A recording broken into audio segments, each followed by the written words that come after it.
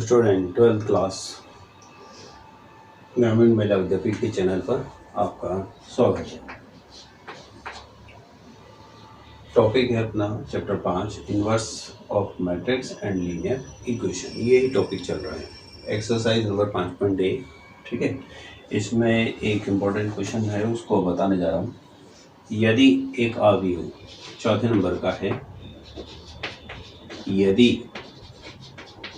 अवयव ए बराबर ए को उसने एक वर्ड और लिखा है एफ एल्फा। ठीक है, यहाँ इस अवयव को इसने एक नाम और दिया है एफ ऑफ एल्फा। तो ये वर्ड है cos alpha minus sine alpha, sign alpha cos alpha 0 0 1 0 0। ऐसा ध्यान हो तो आपको मैंने यहाँ एफ ए बताया था, एफ ए एफ बी और एफ ए प्लस बी। ठीक है, तो वो इस तरह का ही है। अगर ये अवयव दिया है तो ए इनवर्स ज्ञात करो। पहली चीज तो ये कह रहा है कि ए इनवर्स ज्ञात करो। इसके साथ साथ उसने ये भी कहा है कि सिद्ध करो ए इनवर्स ए बराबर I3 होता है। पहला पॉइंट है ना, इसको ज्ञात करने के बाद दूसरा पॉइंट इसी में ए इनवर्स बराबर एफ माइनस एल्फा। ठीक है, और तीसरा पॉइंट इसी में ए इंटू एडजॉइंट ए बराबर ए इंटू एडजॉइंट ए बराबर ए मापांक इंटू आई होता है। ये चीज़ आपसे निकलवा रहा है। अब ये है कि जैसे कि हमने इसको एक एक अवयव मान लिया, तो ए इनवर्स कैसे निकाल लेंगे। सबसे पहले सॉल्यूशन में सबसे पहले आपको यहाँ यही लिखना है कि जो आपको अवयव दे रखा है cos alpha minus sine alpha 0 sine alpha cos alpha 0 0 0 1, यह अवयव दे रखा है। पहले तो ये पता लगाएं कि व्युत्क्रम निकालने के लिए इसका व्युत्क्रमणीय होना जरूरी है। अब ये व्युत्क्रमणीय होगा या नहीं, तो यानी ए का मापांक नॉट इक्वल 0 आना चाहिए, ये वाली वैल्यू। तो cos alpha minus sine alpha 0 sine alpha cos alpha 0 0 0 1। अब इसका हम प्रसार करेंगे किसके आधार पर, R3 पंक्ति के आधार पर या C3 स्तंभ के आधार पर। क्यों? क्योंकि इसमें देखो R3 में दो अवयव तो शून्य, तीसरा एक का ही सेकंड निकालना है, पूरे सारणी का मान कहलाएगा। तो मैं यह लिख देता हूँ R3 के अनुसार प्रसार करने पर, अनुसार प्रसार करने पर। अब इसमें क्या होगा कि R3 में यानी इस पंक्ति में केवल एक ही अवयव ज्ञात है मुझे, एक। तो ये एक का क्रमांक क्या है 3 3, 3 और 3 6 होता है जोड़ने पर। ठीक है, तो सम संख्या आती है, तो यानी योग सम होता है इसके अवयव क्रमांक का।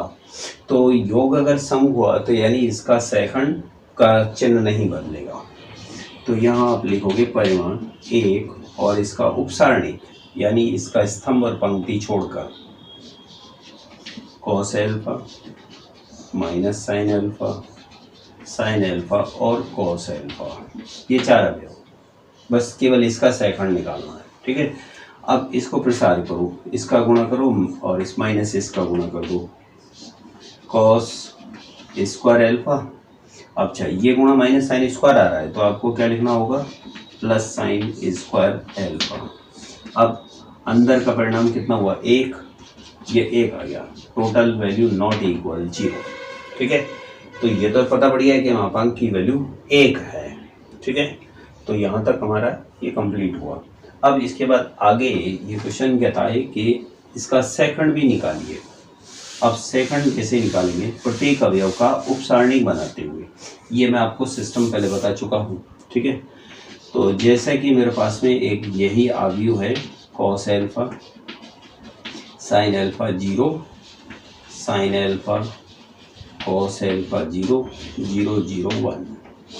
अब मैं इसका यहाँ लिख लेता हूँ एडजॉइंट ए, इस अवयव का उपसारणिक।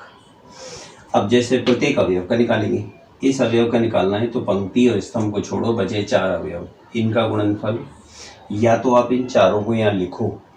देखो एक तरीका और बता देता हूँ आपको, यहाँ पर लिख लेना ये चारों, कॉस एल्फा 0 0 और 1, ठीक है।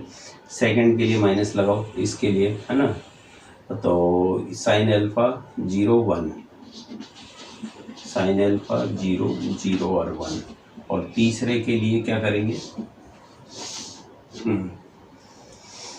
Sine cos 0 0, sine alpha cos alpha 0 0।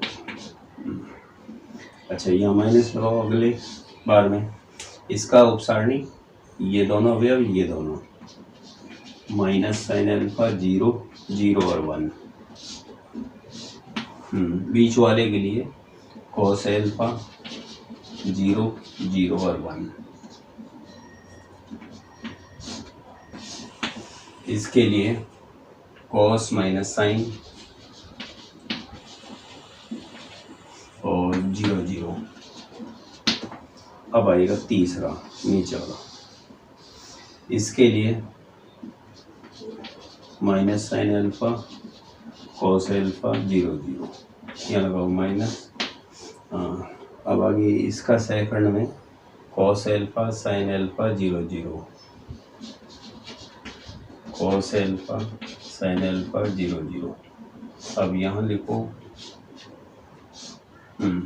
इसके लिए क्या, cos alpha sine alpha minus sine alpha और कॉस एल्फा। अब क्या करेंगे कि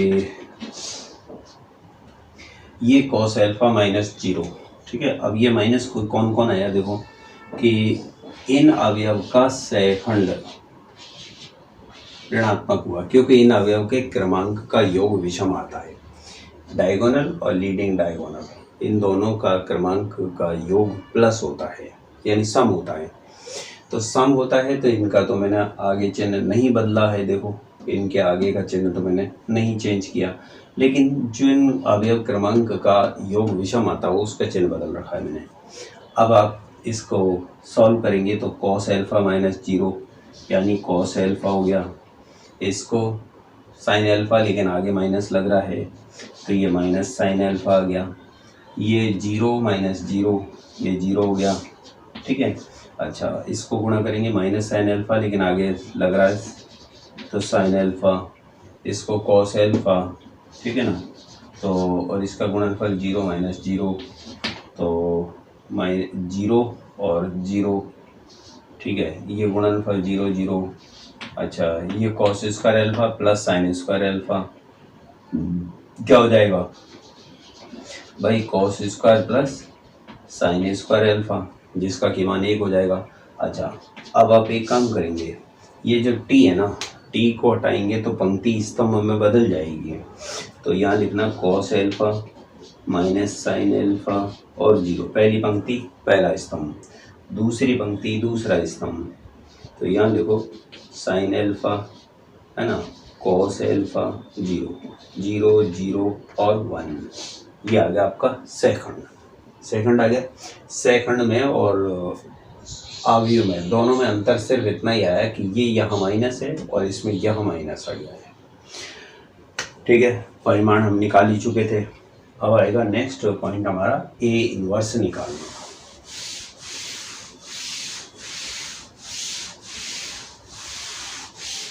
अब देखिएगा ए इनवर्स कैसे निकालेंगे, 1 मापांक ए इंटू एडजॉइंट ए, ये कहलाता है 1/1, और इस जगह पर आप लिखो cos alpha minus sine alpha cos alpha 0 0 0 0 1। अब क्या करेंगे, ये क्या माना गया ए इनवर्स, ठीक है।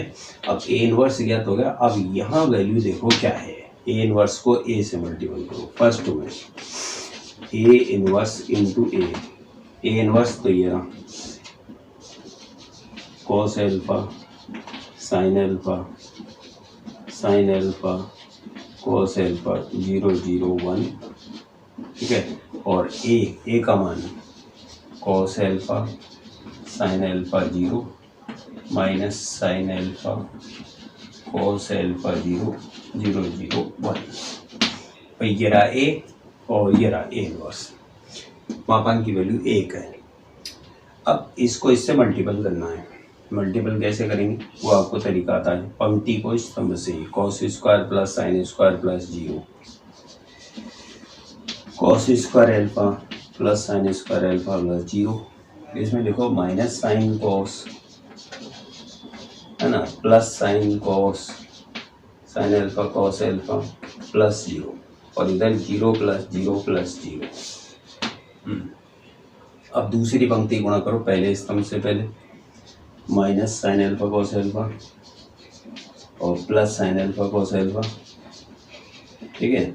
और यहाँ लिख लेना sine square alpha plus cos square alpha plus 0। इसमें भी प्लस 0 है। अच्छा इसमें 0 प्लस 0 प्लस 0। नेक्स्ट तीसरी पंक्ति पहला स्तंभ से गुणा होगी तो 0 प्लस 0 प्लस 0 और इधर भी 0 प्लस 0 प्लस 0 और तीसरी पंक्ति तीसरा स्तंभ से गुणा होगी तो 0 प्लस 0 प्लस 1। अब देखिएगा यहाँ परिणाम 0 हो गया, यहाँ परिणाम 0 हो गया, यहाँ 1 आ गया, यहाँ 1 आ गया, यहाँ 1 आ जाएगा। तो इस तरह से हमको जो मान ज्ञात हुआ ना वो 1 0 0 0 1 0 0 0 1 ज्ञात हो गया। ये आ गया I3 इकाई आव्यूह 3 कोटि का। कितने कोटि का प्राप्त हुआ? 3 कोटि का। तो यह I3 ज्ञात हो गया। आ गया ना I3। तो इस तरह से ये I3 निकाल दिया। अब इसके बारे में पढ़ते हैं। तो ये कहता है A inverse F of minus alpha होता है। ए इनवर्स मेरा ये रहा, ठीक है। अब देखिएगा ए इनवर्स है ना। अब ए इनवर्स में और एफ ऑफ माइनस एल्फा में क्या अंतर है? तो ए इनवर्स तक तो ये रहा। जब एफ एल्फा बराबर आपको कितनी दे रखी है वो देख लो, cos alpha minus sine alpha cos alpha ये दे रखा है, ठीक है, दिया है, ये आपको दिया है। अब आप इसमें ऐसा करेंगे put alpha is equal to minus alpha, alpha के स्थान पर माइनस है, पुट माइनस एल्फा, ठीक है। तो इस जगह पर तो एफ ऑफ माइनस एल्फा अगर मैं यहाँ कर देता हूँ तो मुझे चारों जगह माइनस एल्फा करनी होगी। कॉस में माइनस एल्फा, माइनस साइन लगा के माइनस एल्फा, साइन लगा कर माइनस एल्फा, कॉस लिख कर माइनस एल्फा 0। अब आप ध्यान से देखिएगा, कॉस में माइनस एल्फा कॉस एल्फा कहलाता है, जबकि साइन में माइनस एल्फा माइनस चिन्ह बाहर आ जाता है।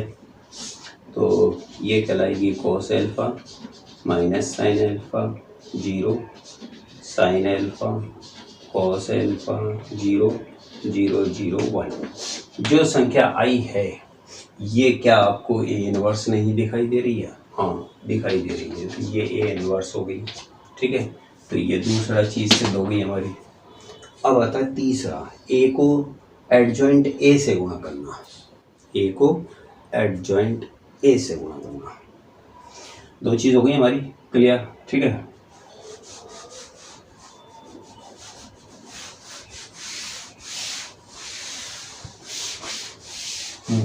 अब यहाँ देखिएगा ए इंटू एडजॉइंट ए, ठीक है। तो हम यहाँ आव्यूह ए भी लिख लेते हैं। एडजॉइंट तो ये रहा, अब ए लिखना है मेरे को। तो cos alpha minus sine alpha cos alpha 0 0 1 0 0। अब ए और एडजॉइंट ए इनको गुणा करो, तो गुणा करोगे तो वही मान आएगा। पहली पंक्ति पहले स्तंभ से गुणा होगी, cos square alpha plus sign square alpha plus 0। इधर लिखना ये sine alpha cos alpha minus sine alpha cos alpha, है ना, और प्लस 0 और 0 प्लस 0 प्लस 0। नीचे देखो सेकंड पंक्ति को, sine alpha cos alpha minus sine alpha cos alpha, ठीक है, प्लस 0। यहाँ लिखना sine square alpha cos square alpha plus 0, और इधर लिखना 0 प्लस 0 प्लस 0। नीचे तीसरी पंक्ति पहले स्तंभ से गुणा होगी, ठीक है, दूसरे स्तंभ से गुणा होने पर, तीसरे स्तंभ से गुणा होने पर। अब परिणाम बताओ, 1 0 0 0 1 0 0 0 1। अब इसमें से कॉमन क्या आया? कुछ नहीं, तो कम से कम 1 मान लेंगे, ठीक है। अब जो बचा है उसको लिख लेते हैं, ये बचने को तो वही संख्या वापस बच गई।